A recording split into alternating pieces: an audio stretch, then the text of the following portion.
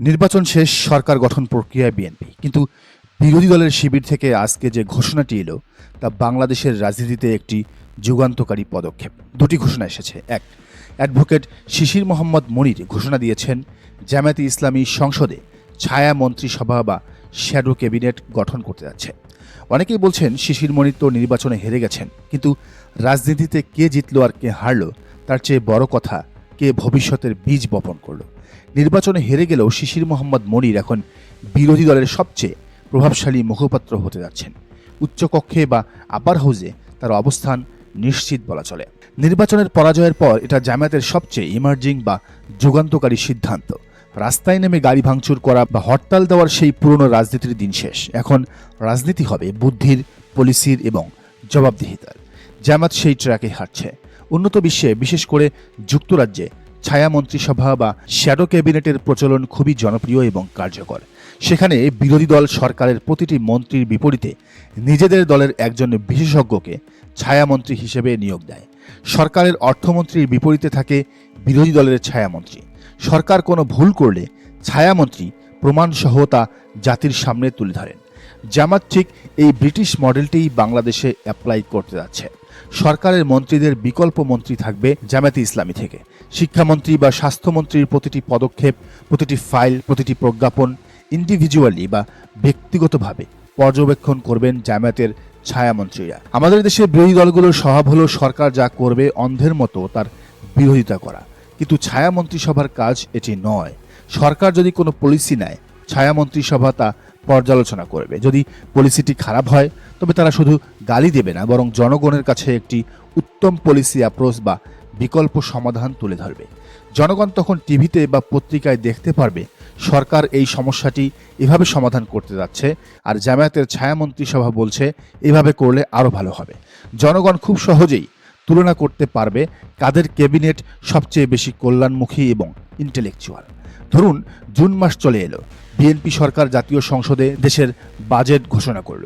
ঠিক একই দিনে বা পরের দিন জামায়াতে ইসলামীও নিজেদের শ্যাডো মিনিস্ট্রি থেকে একটি পূর্ণাঙ্গ বিকল্প বাজেট ঘোষণা করবে। সরকার হয়তো মেগা প্রজেক্টে বেশি টাকা দিল, শিক্ষা ও স্বাস্থ্যে কম দিল। জামায়াতের ছায়া অর্থমন্ত্রী তখন দেখাবেন মেগা প্রজেক্টের খরচ কমিয়ে কিভাবে শিক্ষা এবং স্বাস্থ্যে বরাদ্দ বাড়ানো যায়। জনগণ সরাসরি দেখতে পাবে কার বাজেট বেশি জনবান্ধব, কার বাজেট বেশি উৎকৃষ্ট।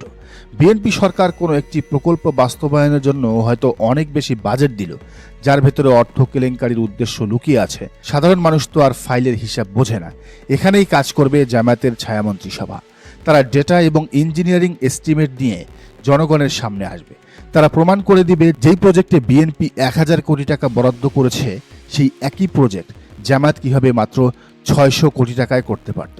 দুর্নীতি এবং দুঃশাসন এভাবেই লজিক্যালি এক্সপোজড হয়ে যাবে। সবচেয়ে সেন্সিটিভ জায়গা হলো পররাষ্ট্রনীতি। ধরুন, বিএনপির ফরেন মিনিস্ট্রি ভারতের সাথে বা অন্য কোনো দেশের সাথে একটি গোপন চুক্তি করলো। অতীতে আমরা দেখেছি এমন চুক্তিতে বাংলাদেশের স্বার্থ ক্ষুণ্ণ হয়েছে, আওয়ামী লীগ যেটি করেছে। জামায়াতের ছায়া ফরেন মিনিস্ট্রি তখন ওই চুক্তির ধারাগুলো চুলচেরা বিশ্লেষণ করবে। তারা জাতির সামনে তুলে ধরবে সেই সেম চুক্তিতে কিভাবে বাংলাদেশের স্বার্থ আরও বেশি আদায় করা যেত, কোথায় ছাড় দেওয়া হয়েছে এবং কোথায় শক্ত হওয়া উচিত ছিল। This is shadow ministry. এই ছায়া মন্ত্রিসভার সবচেয়ে বড় সুবিধা কি জানেন? এটি হলো ভবিষ্যতের মন্ত্রী তৈরির কারখানা। যারা ছায়া মন্ত্রিসভায় বিকল্প মন্ত্রী হিসেবে থাকবেন, তারা আগামী 5 বছর ওই নির্দিষ্ট মন্ত্রণালয়ের নারী ভুড়ি সম্পর্কে পড়াশোনা করবেন, জ্ঞান অর্জন করবেন। আগামী নির্বাচনে জামায়াতে ইসলামী সরকার গঠন করলে এই ছায়া মন্ত্রীদের নিয়েই আসল মন্ত্রণালয় গঠন করা হবে। অর্থাৎ তারা সরকারে গিয়ে কাজ শিখবেন না, তারা 5 বছর কাজ শিখে তবেই সরকারে যাবেন। ছায়া মন্ত্রিসভা দিয়েই জনগণ বুঝতে পারবে জামাতের কোন নেতার যোগ্যতা কতটা এবং আগামীতে কে কোন মন্ত্রণালয়ের দায়িত্ব পেতে যাচ্ছেন। জামায়াতে ইসলামী সবসময় ন্যায় ও ইনসাফ ভিত্তিক সমাজের কথা বলে, কিন্তু সেটা কেমন হবে মানুষ তো তার চোখে দেখেনি। এই ছায়া মন্ত্রিসভার মাধ্যমে জামায়াত সেই ইনসাফের একটি ডেমো বা ট্রেইলার মানুষকে দেখাবে। জামায়াত জনগণের কাছে নিজেদেরকে রিপ্রেজেন্ট করবে। তারা ক্ষমতায় গেলে তাদের পরিকল্পনা ও কাজের বাস্তবায়ন ঠিক কতটা নিখুঁত হবে। জনগণ জামায়াতের দক্ষতা এবং সততার বাস্তবিক রূপ দেখতে পাবে। অ্যাডভোকেট শিশির মোহাম্মদ মনির সুপ্রিম কোর্টের একজন তুখোর আইনজীবী। তিনি হয়তো ব্যালটের খেলায় হেরেছেন, কিন্তু উচ্চকক্ষে যখন তিনি এই ছায়া মন্ত্রিসভার মুখপাত্র হিসেবে কথা বলবেন, তখন সরকারের বাঘা বাঘা মন্ত্রীদের ঘাম ছুটে যাবে। আইন এবং পলিসির চুলচেরা বিশ্লেষণে তিনি হবেন বিরোধী দলের মূল অস্ত্র। বাংলাদেশের রাজনীতিতে পেশিশক্তির যুগ শেষ, এখন ব্রেন গেম বা বুদ্ধিভিত্তিক রাজনীতির যুগ। জামায়াতের এই ছায়া মন্ত্রিসভা গঠন একটি সিগনিফিক্যান্ট ডিসিশন বা অত্যন্ত তাৎপর্যপূর্ণ সিদ্ধান্ত। ছায়া মন্ত্রিসভার এই উদ্যোগ যদি জামায়াত সফলভাবে বাস্তবায়ন করতে পারে, তবে আগামী 5 বছর পর বিএনপিকে আর কোনো মেকানিজম করেই ক্ষমতায় টিকে থাকতে হবে না। জনগণ নিজেরাই জামায়াতকে টেনে ক্ষমতায় আনবে। সরকার চালাবে বিএনপি, কিন্তু জনগণের মন জয় করবে জামায়াতের শ্যাডো ক্যাবিনেট। এখন আসি দ্বিতীয় ঘোষণায়। আপনারা অনেকেই অভিযোগ করেন জামায়াতে ইসলামী পলিটিক্যাল মেকানিজম বোঝে না, কিন্তু আজকের ব্রেকিং নিউজটি প্রমাণ করে জামায়াতে ইসলামী একটু হলেও রাজনীতি করা শিখতেছে। হ্যাঁ, হয়তো একটু লেট হয়ে গিয়েছে, কিন্তু এই মুভমেন্টটা আসলেই খুব দরকার ছিল। জামায়াত এককভাবে ক্ষমতায় যাওয়ার মতো আসন পায়নি ঠিকই, কিন্তু তারা যেন সংসদে একটি শক্তিশালী বিরোধী দল হিসেবে ছড়ি ঘোরাতে না পারে, সেই ব্যবস্থাও করে দিয়েছে ডিপ স্টেট। জামায়াত নেতৃত্বাধীন জোট যদি কমপক্ষে 100টি আসন পেত, তবে কি হতো জানেন? সংসদে 1/3 আসন থাকলে বিএনপি জুলাই সনদ ও গণভোট নিয়ে কোনো তালবাহানা করতে পারত না। এমনকি রাষ্ট্র পরিচালনায় নিজেদের ইচ্ছামতো আরেকজন হাসিনা হয়ে যাওয়ার সুযোগও বিএনপির থাকত না। এই চেক অ্যান্ড ব্যালেন্স বা ভারসাম্যটা নষ্ট করার জন্যই ডিপ স্টেট অত্যন্ত সুকৌশলে অন্তত 30টি আসনে ইঞ্জিনিয়ারিং করেছে।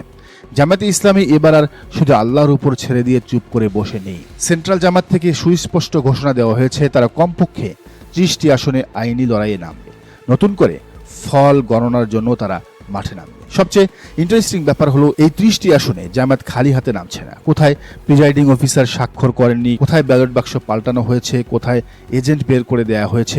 ইঞ্জিনিয়ারিংয়ের প্রায় সব নথিপত্র এবং দালিলিক প্রমাণ এখন জামায়াতের লিগ্যাল সেলের হাতে। আইনি লড়াইয়ে জামায়াতের আরও কয়েকটি আসনে জিতে আসার প্রবল সম্ভাবনা আছে, যদি নির্বাচন কমিশন এবং আদালত লিগ্যাল থাকে, নিরপেক্ষভাবে প্রমাণগুলো যাচাই করে, তাহলে এই 30টি আসনের মধ্যে কমপক্ষে 20-এর অধিক আসনেই রেজাল্ট রিভার্স হয়ে জামায়াতের পক্ষে আসার সম্ভাবনা থাকবে। আর সেটা হলে জামায়াতের আসন 100 ছুঁয়ে ফেলবে।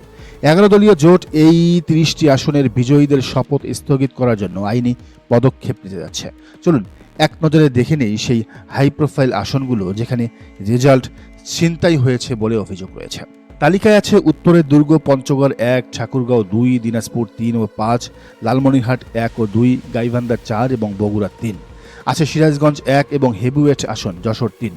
খুলনা ও বরিশালের মধ্যে আছে খুলনা 3 ও 5, বরগুনা 1 ও 2, ঝালকাঠি 1 এবং সাইদিপুত্রে সেই আলোচিত পিরোজপুর 2, যেখানে তিনি মাত্র 70 ভোটে হেরে গেছেন।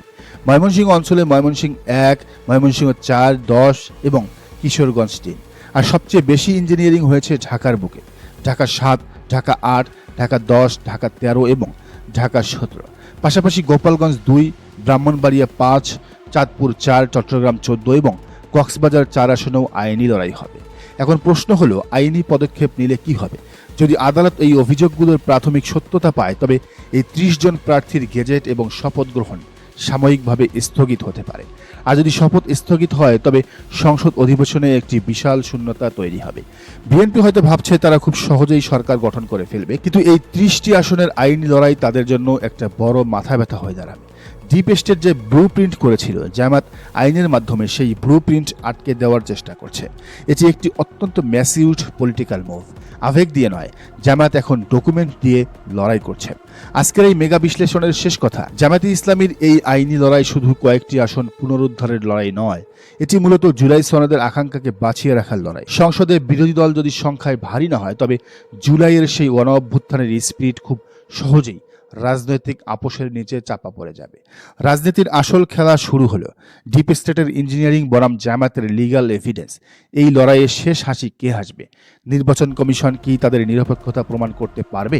দর্শক, আপনি কি মনে করেন? জানান মন্তব্যের ঘরে। আর এই চ্যানেলে নতুন হলে অবশ্যই সাবস্ক্রাইব করে বেল আইকনটি বাজিয়ে রাখুন।